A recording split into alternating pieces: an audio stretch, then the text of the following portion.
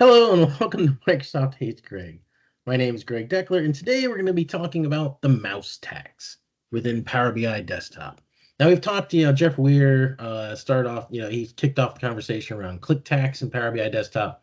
Um, but now, and I've chimed in on that a couple of times on different click tags that drives me crazy within Power BI Desktop. But there's also a different type of tax, and that is a mouse tax. And it shows up in one particular area within Power BI Desktop, and it drives me absolutely up the wall every time.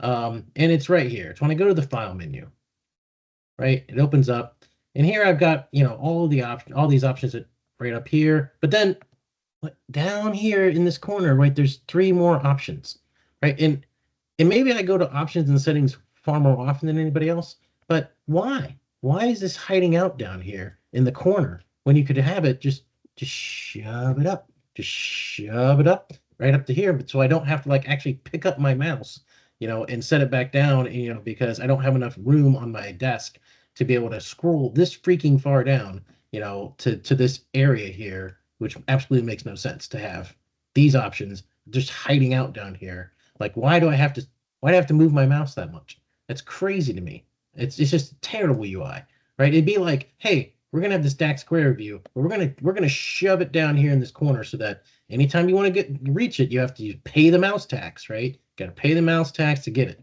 It just makes absolutely no sense to me at all. And and while you're at it, maybe there's always ever been two options here. Maybe just put them in here so there's get rid of a little more click tax. Just maybe shove these up here, make these two options here instead of options and settings.